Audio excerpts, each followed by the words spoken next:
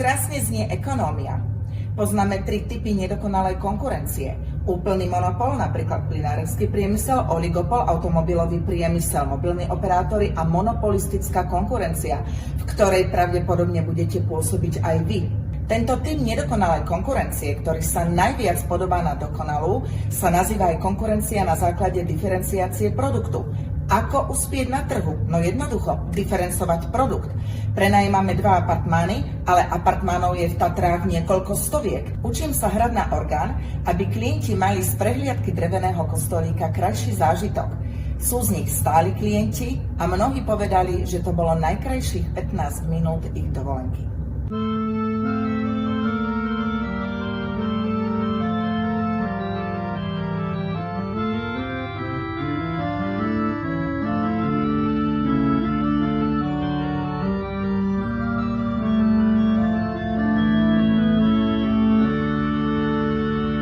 Rozmýšľaj nad svojimi talentmi a váž si ich.